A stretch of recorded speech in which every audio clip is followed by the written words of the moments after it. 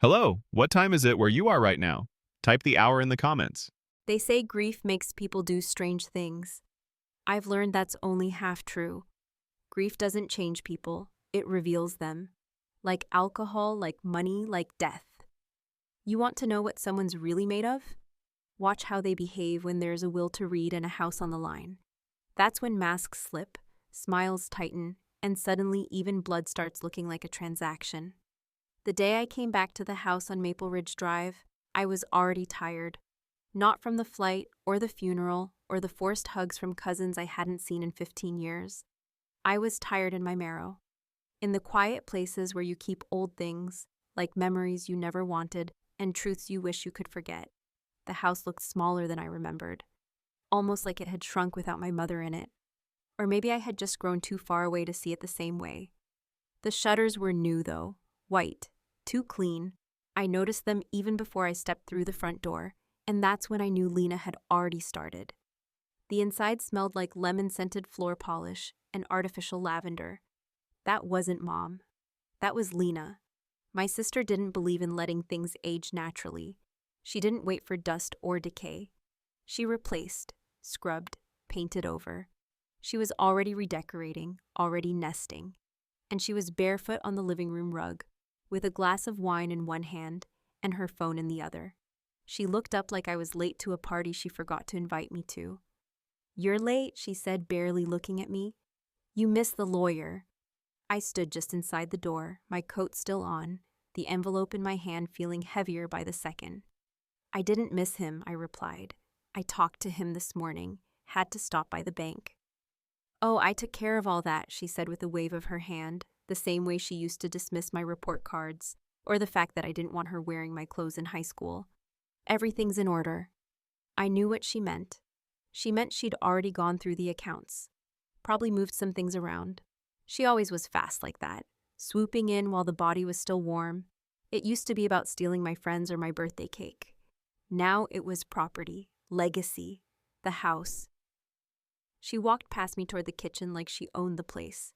Maybe she thought she did. Maybe she thought Mom's silence in her last years meant something other than deliberate distance. Maybe she thought the world still worked the way it did when we were teenagers, and her charm could get her out of anything. She paused in the doorway and looked over her shoulder. "You're upstairs. Same room as before. Sheets are clean. Mom's room is mine now. I'm keeping the dog, too. You can visit, though, if you behave." She smiled when she said it, like it was a joke. But it wasn't, and we both knew it. I didn't respond, not because I didn't have anything to say, but because I knew, right then in that exact moment, that my silence would make her nervous. Lena hated not being able to read me, and I suddenly remembered how powerful that could be. I went up the stairs without a word, my boots thudding softly on the wood that still creaked in the exact same places. The hallway was dim, but I didn't turn on the light. I didn't need to. My body remembered the angles and edges of that house better than I remembered some birthdays. My room hadn't changed much. Still small, still had the warped closet door that never closed all the way. The bed had fresh sheets, like she said, but the air felt stale. The kind of stillness that comes after too much talking and not enough truth. I sat on the edge of the bed and finally opened the envelope I had carried with me since the funeral. Inside was the original deed. The one signed 15 years ago, long after Dad died and just before Mom got sick. And right below the notarized signature in blue ink was my name, mine. Not mine and Lena's, just mine. Mom left the house to me. I didn't cry. I didn't laugh either. I just stared at the paper like it was a photograph of something I used to recognize but couldn't quite name. It didn't feel like a victory, not yet, but it felt like a secret. And in this house, secrets were more valuable than furniture. I folded the deed and slid it back into the envelope. Lena's voice floated up the stairs. She was on the phone, probably with Ellie or some guy she met on a dating app. She was laughing, loud, carefree, planning things. She sounded like she had already decided this house was her second chance. I lay back on the bed and stared at the ceiling, where the water stains still looked like the shape of a screaming mouth. I used to be afraid of it when I was little. Now I just saw it for what it was, damage no one ever bothered to fix. That's what this house was, really. One long, echoing list of things no one ever fixed. But I wasn't afraid anymore, because I had something Lena didn't: the truth. And I was going to let her bury herself in her lies for just a little while longer. Let her move the furniture. Let her repaint the walls. Let her settle in. Because soon, very soon, she was going to find out exactly whose house she was standing in. And when she did, I wanted to be there to see the look on her face. The second morning back in that house, I woke up before the sun. It wasn't intentional. I didn't set an alarm or have anywhere to be, but the house itself has a way of pulling you awake before you're ready, as if it knows your body never truly rests in the presence of unfinished business. I lay there in the faint blue light leaking through the blinds, staring up at the cracked ceiling, listening to the house breathe. The radiator hissed like it always had. The floor groaned when the air shifted, and somewhere downstairs, I could hear the hum of Lena's favorite true crime podcast, already playing through the kitchen speaker. It was barely 6. She was up early as usual. She liked being one step ahead of everyone else, always had. As kids, she'd wake up an hour before school just to iron her damn socks and spray perfume behind her ears, even though we were walking to a cafeteria that smelled like bleach and despair. She needed to control things. Her time, her image, the way the world moved around her. And now she was applying that same frantic energy to Mom's kitchen, reorganizing spices, pulling pans out of drawers, putting them back in a different order, as if the way turmeric was stored could fix the holes in her own life. When I walked down the stairs, I found her in a bathrobe, hair pulled up in a towel, swirling a spoon in a steaming mug of coffee. She didn't look up. She just gestured vaguely toward the counter like I was some weekend guest passing through. "There's more in the pot, help yourself." I stood in the doorway for a long second, not moving, just watching her. She had already moved Mom's favorite chair, the one with the faded arms and the floral print I used to hate, to the far corner of the room. It looked out of place now, like it had been demoted. The walls were already a different shade, pale gray instead of cream, neutral, soulless, something you'd see in a listing photo for an overpriced condo. "You repainted," I said finally. She turned and smiled, that practiced too wide smile that showed teeth but never warmth. "Well, it was time. That yellow was, depressing. This feels fresher, more open." I didn't answer, just walked to the coffee pot and poured a cup, letting the silence stretch out until it made her shift in her chair. Lena hated silence more than anything else. It was the one thing she couldn't fill with herself. She took a sip and then leaned forward on her elbows, fixing her gaze on me like she was about to pitch a deal. "So I've been thinking," she began, in that casual tone she always used when she was about to slide a knife between your ribs and call it a massage. "Now that things have settled a bit, it makes sense for you to head back soon. I mean, your job, your apartment, it's all back in Chicago, right?" I stared at her over the rim of my mug, expressionless. She kept going, unfazed. "I'll stay here and take care of things. It's better that way. Familiar ground. Ellie knows this place. Her school's nearby, and I already talked to a contractor about fixing the back porch. I'm thinking of making that sunroom Mom always wanted." "You're staying," I said flatly. Not a question, just an echo. She smiled again, slower this time. "Of course, it's the family home. You're always welcome to visit, for holidays and stuff, just if you behave." There it was again, that condescension wrapped in a bow of fake generosity, that assumption that she held the keys, not just to the front door, but to the story itself. That she was the protagonist here, the one who came back, the one who rebuilt, while I was just a side character she could grant access to when it suited her narrative. She didn't even realize what she was saying, or maybe she did, and she was testing me. Either way, she had no idea what I was holding. No idea that in the desk drawer upstairs was a notarized document with her name nowhere on it. No idea that the house she had already mentally redesigned from the floorboards up wasn't legally hers to paint, demolish, or claim. No idea that the woman she was trying to manage like an overlong house guest was, in fact, the owner of the entire damn property. But I didn't tell her, not yet. I nodded slowly, as if considering her offer. Sure, for holidays, if I behave. She relaxed, thinking she had won, thinking she'd asserted herself. She even reached out and touched my hand briefly, like we were bonding, like she was gracious in her dominance. It was almost funny, in a sick kind of way, the way she tried to play nice after drawing the boundaries, and I played along. I spent the rest of the day helping her clean out the garage, digging through boxes that smelled like mildew and regret, letting her narrate our childhood like she was the heroine of some sanitized memory. She laughed over photos, tossed out books she called junk, and by evening she had poured herself another glass of wine and was standing on the back porch admiring her garden. I watched her from the doorway, watched the way her hair caught the last light, watched the satisfied way she held herself. I wanted to tell her then. I wanted to see her face shift from confidence to confusion, watch her mouth open and close without words, but I held back. Not out of mercy, not out of doubt. I wanted the moment to matter. I wanted the reveal to hit her where she lived. And for that to work, she needed to believe the fantasy a little longer. She needed to dig in, settle, root herself in the illusion that this house was hers. Because when it crumbled, I wanted her to feel every brick of it. That night, I went back up to my room, opened the drawer, and stared at the deed again. The paper was yellowed slightly, the ink sharp and permanent. It was real, it was final, and it was mine. I slid it back into the envelope and turned off the light. Let her dream. Let her decorate. Let her tell her stories. I was writing the ending now. 3 days into my stay, I stopped pretending the house didn't have a pulse of its own.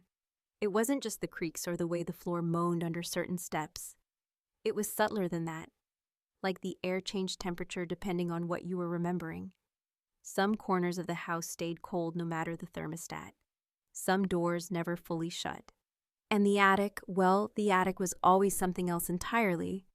When we were kids, the attic had been our shared battleground.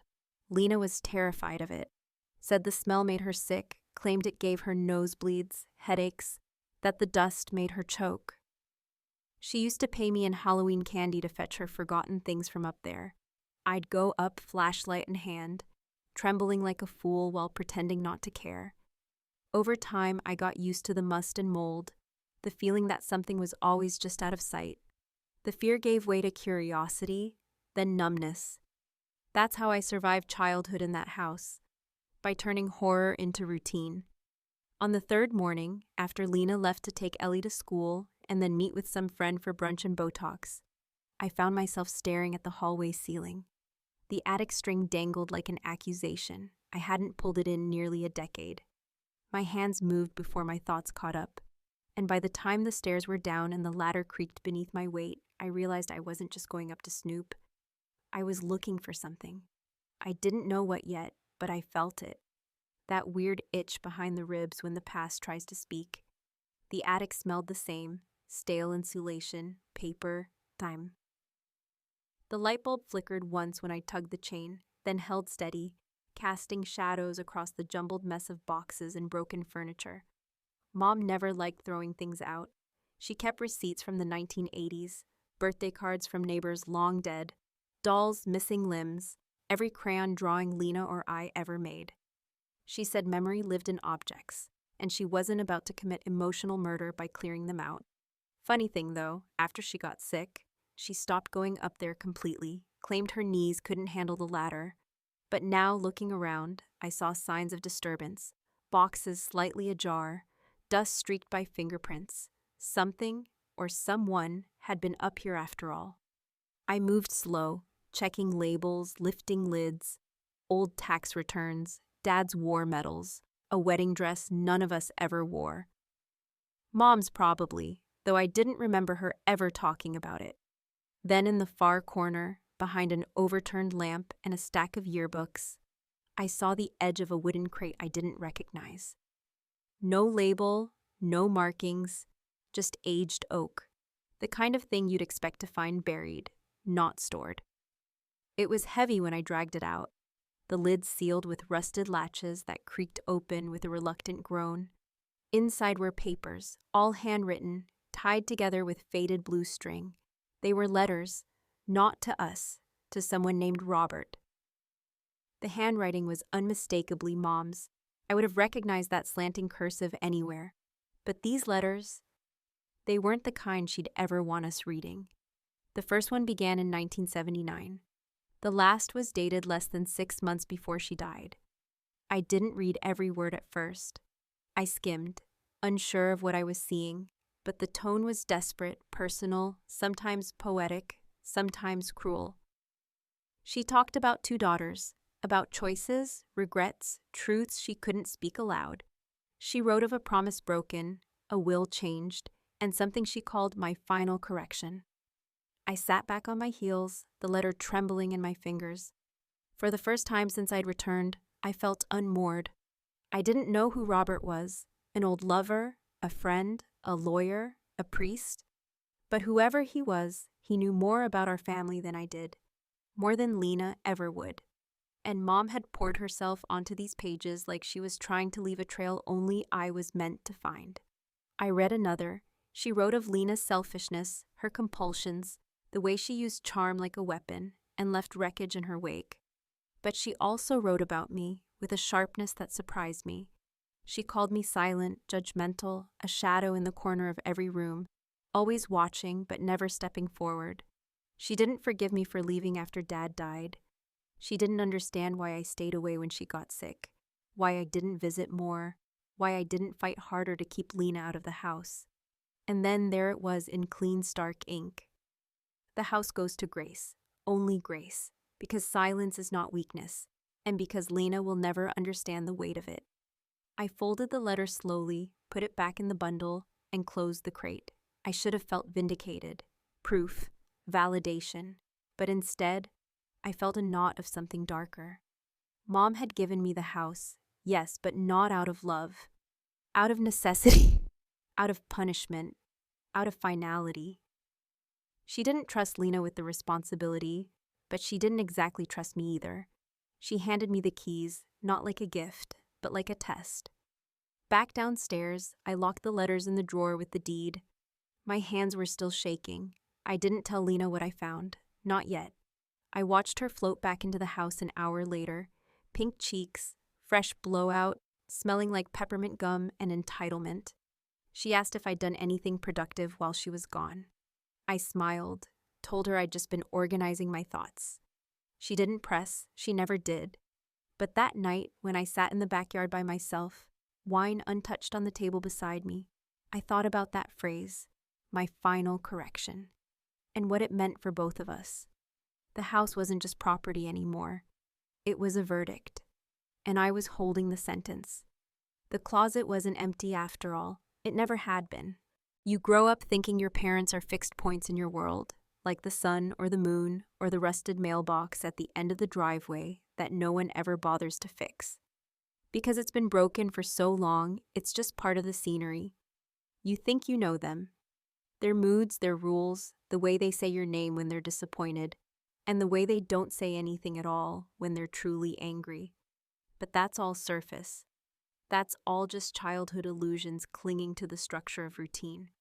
The truth, the real, jagged, untouchable truth, lives somewhere deeper, buried under decades of repetition and silence, beneath the words they never said, and the things they made you believe about yourself.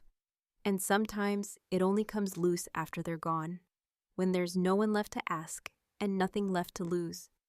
After finding the letters in the attic, I didn't sleep. I lay awake listening to the walls hum and creak, the pipes knock in the walls like someone pacing behind them, and the familiar ache of not knowing whether I was mourning my mother or resenting her more than ever. It's strange, the things you begin to remember when you start questioning the official version of your family history. Things that didn't make sense back then suddenly snap into place with terrifying clarity. Like the fact that Mom used to keep 2 sets of keys for everything, or that she locked the cabinet under the sink, claiming we couldn't be trusted with cleaning products. or that she always made sure her letters went out in town, never from our mailbox. I used to think she was just eccentric, maybe even a little paranoid after Dad died. Now I saw it for what it was: control, secrecy, and a desperate need to be the only one holding the narrative together. That morning, while Lena drove Ellie to her violin lesson and stopped to get overpriced croissants from that bakery with the terrible parking lot, I went back into the basement. Not the attic this time. The basement. The one place in the house Lena never went, claiming it gave her migraine vibes, whatever the hell that meant. The truth was, it creeped her out. It always had. When we were kids, she swore she saw things moving in the shadows down there. I used to tease her for it. Now I wondered if maybe she was sensing something real, something broken. I pulled the chain light and descended into the cold. The shelves were cluttered with old tools, paint cans that hadn't been opened since the Clinton administration, stacks of National Geographics and milk crates, and a box labeled Carol's teaching files. I opened it out of instinct. Inside were folders. Old lesson plans from when Mom taught 5th grade at Jefferson Elementary, certificates, even a dried corsage from some school function. But wedged between the folders was a brown notebook, cracked along the spine and heavy with uneven pages. I opened it slowly. It wasn't a diary exactly. It was something between a planner and a confession. Pages and pages of observations, appointments, notes to self, and scattered throughout, passages that made my skin crawl. She had written about us, about Lena, about me, about the house. Some pages were just lists. Things to fix before Grace visits. Words not to say in front of Lena. Check will confirm copy with. Some entries were more personal, almost frantic. She lied again today. Does she think I don't see it? Ellie is starting to mimic her. Too much vanity, too little empathy. And then, dated about 4 years ago, one line that hit me so hard I had to sit down on the concrete floor just to keep breathing. I made the wrong daughter the executor. I stared at those words, letting them rot a hole through whatever hope I had left, that my mother's choices had been rooted in trust. I wasn't the chosen one. I was the lesser evil, the fallback, the one who wouldn't sell the house out from under Ellie, the one who would tolerate just enough to keep the family's illusion intact. The thought was bitter, but it rang too true to ignore. I wasn't being honored. I was being tasked. The more I read, the clearer the picture became. Mom had spent the last years of her life trying to unwrite the version of the past she had allowed to exist. She hadn't confronted Lena, not directly, but she had written down everything. Every manipulation, every selfish outburst, every time Lena had asked for money or forgiveness, or both in the same breath. She had documented the time Lena forged her signature on a credit card application, the time she left Ellie with a neighbor for 48 hours without explanation, the time she accidentally deleted Dad's voice messages from the landline voicemail just days after he died. That one had a circle around it, twice. There were pages that mentioned me too, though they were colder, more clinical. Grace continues to pretend she doesn't care. Defense mechanism. She sees too much but says nothing. I don't know if that's strength or cowardice. That one hurt. Not because it was wrong, but because it was the most accurate thing she ever wrote about me. I had always watched from a distance. From the corners of rooms, behind doors, through the cracks in Lena's carefully curated image. I saw things, but I never stopped them, never called them out. And maybe that made me just as responsible. By the time I heard the car pull into the driveway upstairs, I had closed the notebook and returned it to the box, just in case.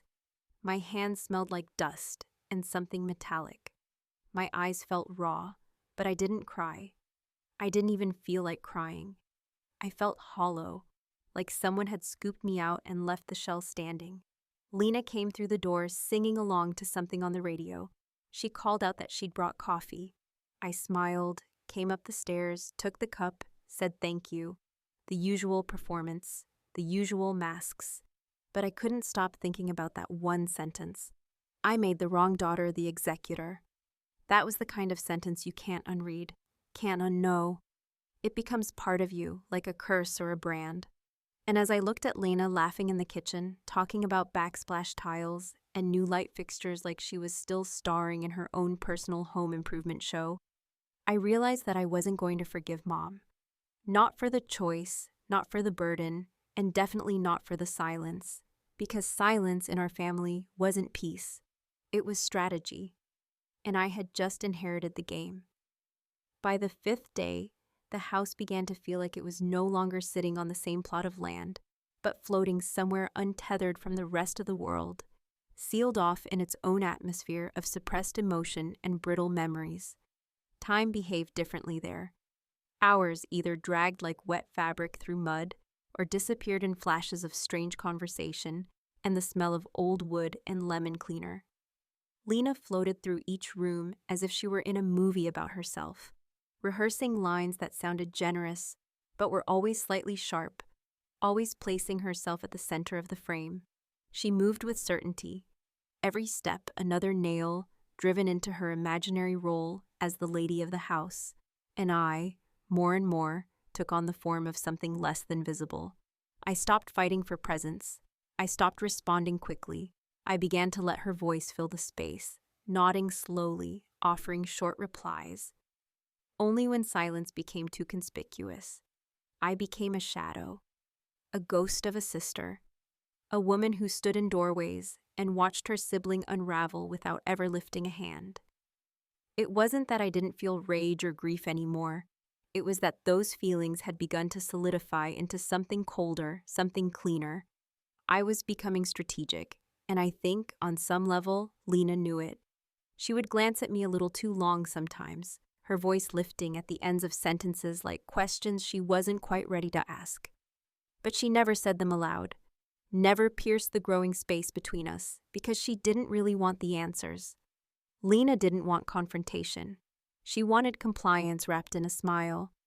On the 6th morning, while she was out taking Ellie to a weekend sleepover, some spa day birthday thing with manicures and overpriced pizza, I found myself back in the attic, not to search this time, but to sit. I opened the crate again, took out a few of the letters, and read them slowly. The handwriting changed slightly over time, tighter loops, sharper edges, like the words themselves were getting heavier to carry. Mom had written about Robert again, in ways that made it clearer he had once been more than a confidant. There were hints of love, regret, longing. Mentions of my father, but only obliquely. She never named what had happened between them, but the silences were loud. She had wanted a different life, I think. A life she never got, and she had taken it out on the house, by never leaving it, never letting it breathe, never allowing it to become a home for anyone except herself. One letter, toward the end, struck something deep. She wrote, "If I could erase what I built here, I would. But instead, I will leave it in the hands of the one who was always still, the one who watched, who endured, who disappeared because she had to. Grace, this place is yours, not because you wanted it, but because you knew what it cost." I folded that letter and placed it in my coat pocket. I didn't know why exactly. Maybe I just needed a reminder that disappearing wasn't the same as being forgotten. Sometimes it's a tactic, a way to survive long enough to matter again. Downstairs, I found Lena in the dining room with swatches of fabric and glossy pages torn from home renovation magazines spread across the table. She was in the middle of a monologue about opening the wall between the kitchen and the living room when she noticed me standing in the doorway. She paused, held up a page with a quartz countertop circled in red ink. "What do you think about this one?" she asked, voice bright. I looked at the page for a long time before answering. "I think it looks like every other kitchen in every overpriced condo I've ever seen." Her face twitched, just slightly, a blink too slow, a smile that didn't hold. "Well," she said, adjusting a stack of samples, "some of us like to live in the present, Grace. Not every memory deserves to be preserved." She said it casually, but I heard the message underneath. She was telling me to let go. Of the past, of the idea of this house as anything sacred. She was telling me she had already rewritten our history and expected me to follow her new script. I smiled and walked away. That night, after she went to bed, I removed 3 boxes from the basement. Not large ones, just enough. I loaded them into the trunk of the rental car and covered them with a tarp. Documents, notebooks, photos she didn't know existed. Proof. I wasn't planning to do anything with them yet, but having them in my possession shifted something inside me. I wasn't just the reluctant heir anymore. I was the keeper of the evidence, the one with the receipts. Over the next 2 days, I started fading further. I declined offers to join her for errands. I let calls go unanswered. I disappeared into walks around the neighborhood, into long drives with no destination, into silence. And the more I did, the more she talked, to herself, to Ellie, to the contractor she was now trying to schedule without consulting me. Her voice got louder, her tone more clipped. She asked me one evening if I was okay, and I said, just tired, which wasn't a lie, but wasn't the truth either. Because I was tired of the act, tired of pretending I didn't see the way she smiled too hard when she talked about her vision for the house, tired of the way she used Ellie like a shield, making everything about family, about legacy, about keeping the house for the next generation, as if that justified everything she was doing.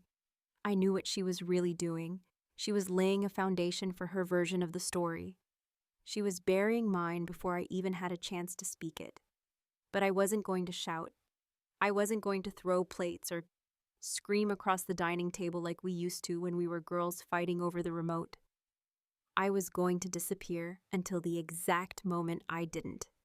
And when I came back, I would bring the truth with me, not as a gift, as a mirror. It was the following Thursday when Lena finally overplayed her hand, as I always knew she would. The house had begun to feel less like a shared inheritance and more like a stage where she rehearsed her power every day, setting scenes, delivering monologues, and assigning me the role of silent background prop. She had grown comfortable, too comfortable, walking through the hallways with the arrogance of someone who had convinced herself that claiming something often enough makes it hers. But comfort breeds recklessness, and recklessness always opens the door for consequence. That morning, she emerged from her room, dressed not in her usual leggings and blouse combo, but in a sharp gray cardigan, dark slacks, and boots too expensive for the errands she claimed to be running. She paused at the bottom of the stairs, glanced at me sipping coffee in the kitchen, and said in a tone that struck me like a held-in laugh, "I'm meeting with a realtor today, just to get a feel for the market. No decisions yet, obviously, but it would be stupid not to know the value of what we're sitting on." I didn't answer immediately. I didn't even blink. I stirred my coffee slowly, taking in the bitterness, then raised my eyes to her and replied with an even calm, "Interesting timing. You'd think you'd want to talk to the actual owner first." She let out a short laugh, the kind she used when she thought she was being humored. "Grace, you've made it clear you're not staying. You don't want the place. I'm just being realistic." She turned toward the hallway, grabbing her keys and sunglasses with the flair of someone exiting a film scene, not a breakfast conversation. That's when I stood up, still holding the cup, still tasting the coffee that had gone cold in my mouth. "Lena, Puo," I said, my voice level but final in a way I hadn't used with her since we were kids, and I caught her lying to Mom about breaking the kitchen window. "You need to sit down." She paused, one foot practically out the door. "I really don't have time for a lecture right now." "This won't take long." Something in my tone must have landed, because she turned, eyebrows slightly raised, and stepped back into the living room. She perched on the arm of the couch like a cat, unsure if it had wandered into the wrong house. I set my coffee down, walked to the hallway closet, and pulled out the manila envelope I had kept hidden inside my suitcase, tucked between sweaters I hadn't unfolded since arriving. I handed it to her without a word. She opened it slowly, her expression folding inward with each passing second. The paper trembled slightly in her hands, not from the weight of it, but from what it represented, everything she hadn't seen coming. She read the deed once, then again, slower the second time, like repetition would somehow change the names on the page or rewrite the meaning behind the ink. When she finally looked up, her mouth was slightly open, her tongue caught behind a wall of disbelief she couldn't yet break down. "This isn't right," she said quietly, almost to herself. "Mom never told me. She said the house was for both of us, that she wanted us to share it." I stood there, arms crossed, watching her fall through her own illusion, the structure of her reality collapsing with terrifying grace. She didn't want us to fight, so she let you believe whatever you needed to believe. But the paperwork is clear. The house was left to me, not me. Her face changed then, not to anger, not yet, but to a cold, stunned realization that she'd been playing the wrong game on the wrong board. "You've known this whole time," she whispered. "You let me redecorate. You let me move in. You let me think. I let you be who you always are," I interrupted. Not out of cruelty, but because I was done cushioning the truth. I wanted to see what you'd do with the place you thought you owned. I wanted to see how far you'd go. The silence between us stretched into something heavy. I saw her shoulders twitch slightly, that reflex she had when she was about to spin the story, to find a version of this where she could still be right. But I saw, too, the edge of panic creeping in. It wasn't about the house, not entirely. It was about the power, the story, the identity she had built around being the one who returned home, who saved the legacy, who wore grief like a designer coat she could take off at will. "You can't just," she started, but the sentence didn't finish, because she knew I could. Legally, practically, irrevocably. I walked to the door, opened it wide, and stood aside. "You said I could visit if I behaved," I said, my voice low and sharp with the kind of clarity that only comes after decades of quiet. "But the thing is, Lena, you're the guest now." She didn't move. For a moment, she just stood there with the deed in her hand and the morning light cutting across her face like a final curtain. Then she blinked, and the mask shattered. Her mouth tightened. Her eyes narrowed. She handed the envelope back, slow and deliberate, as if every second of delay could somehow stall what had already happened. And when she finally walked past me and stepped outside, I saw what I had been waiting for since the moment I came back. A flicker of recognition. Not that I had won, but that she had lost something she didn't even realize she'd gambled. The door shut softly behind her. I locked it. I didn't say a word. I went upstairs, sat in what had once been my childhood bedroom, and listened to the house settle around me, quieter than it had been in days, the kind of quiet that doesn't ask for permission. I wasn't sure what came next. I didn't feel triumphant. I didn't feel finished. But I felt something better than justice. I felt presence. And I knew deep down that Lena would never forgive me. Not for taking the house, not for the reveal, but for playing her game better than she ever could. The next morning arrived in slow-motion silence. The kind of silence that doesn't feel peaceful or earned, but rather stretches itself over every surface like a heavy tarp, muffling each creak of the floor and each distant car passing by outside, turning even the sound of breath into something intrusive. I woke to the smell of brewing coffee, my own now, since Lena had left behind nothing but 2 bottles of flavored creamer in the fridge, and a trail of half-finished dreams folded into magazine pages, scattered across the dining table. She hadn't come back that night, though I hadn't expected her to. There had been no phone call, no text, no dramatic pounding on the door demanding an apology or begging for understanding. And while the silence from her end was unexpected, it wasn't uncharacteristic. Lena had always been the kind of person who needed to believe she was in control, even while her world was actively falling apart. Her silence wasn't surrender, it was recalibration. I sat alone at the kitchen table with the deed beside me, not as a trophy, not even as a shield, but simply as a fact. A fact written on paper in black and white, a fact that could not be argued with or rewritten through charisma or self-pity. And yet, even as I held it, even as I stared at my own name where hers wasn't, I didn't feel triumphant. I felt the way one feels after an explosion, relieved to still be standing, but stunned by the debris scattered at your feet. Taking the house had never been about revenge, or at least I told myself it hadn't been. But as I sipped my coffee and listened to the refrigerator hum louder than it should have, I wondered how much of my restraint had been a performance and how much had been real. Around noon, Ellie showed up at the door.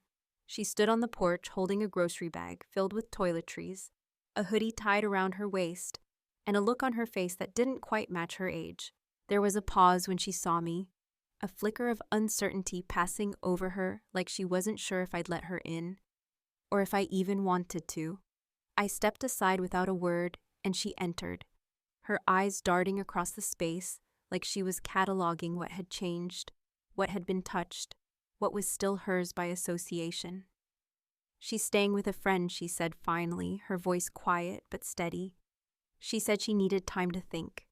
I nodded, unsure if responding with words would add more weight to something that already felt impossibly heavy. Ellie walked into the living room and sat on the edge of the couch, hands resting on her knees like she was preparing to defend a thesis instead of asking for something simple. I sat across from her, the silence stretching between us, but not in a hostile way. It felt like waiting, like both of us were trying to decide whether the other person could be trusted with the next sentence. "She told me it was her house," Ellie said eventually, looking not at me but at the fireplace, the same one Lena had planned to rip out and replace with a mounted television. "She said you'd probably give it up because you didn't like being here." I didn't react. I let her speak because that was all there was to do. "I don't care about the house," she continued, "but I care about knowing who's lying to me." There it was, the echo of my younger self staring into the same unspoken abyss, wondering which adult to believe, knowing neither of them were fully clean, knowing that love had a price and truth rarely came without a crack in its foundation. "I'm not going to pretend I didn't wait to tell her," I said finally, my voice lower than usual, because some truths don't come out clean no matter how carefully they're delivered. I had the deed before I came. I knew what it said. I wanted to see how far she'd take it. Ellie didn't flinch. She just nodded once, like she'd already guessed as much and was only waiting for me to confirm it. "She's been doing that my whole life," she said, taking things until someone makes her stop. We sat in silence for a long time, the kind of silence that belongs to people who have seen the masks fall off and still choose to stay in the room. Later that evening, after Ellie had gone back to her friend's place, after the dishes were rinsed and the lights dimmed, I stood in front of the mirror in the upstairs hallway, the same mirror that used to hang outside our bedrooms, the one Mom insisted be cleaned every Saturday, even though it reflected nothing worth showing. I looked into that mirror and tried to find something solid in the woman staring back at me. I wasn't sure if I liked her. I wasn't sure if I trusted her. All I knew was that she had finally stopped disappearing. And yet I couldn't shake the feeling that I had simply stepped into the next version of the story, that maybe this was never about ownership or even justice, but about the cost of standing still while someone else wrote your history. Maybe in the end, Lena had never truly lost the house. Maybe she had just passed its burden along. Because the truth was, I now had to live inside the decision I had made, to hold the deed, to keep the keys, to carry the weight of a legacy no one really wanted. As I turned off the lights and climbed into bed that night, I kept thinking about something Mom wrote in one of her letters, something that hadn't made sense at the time, but now rang like a bell. "You can own the walls, Grace, but the stories, they live in the cracks." The next morning, I woke to the sound of a car pulling into the driveway. I didn't get up right away. I just lay there, listening, waiting. And that's where the story pauses. Not because it's finished, but because some endings aren't meant to be told. They're meant to be lived.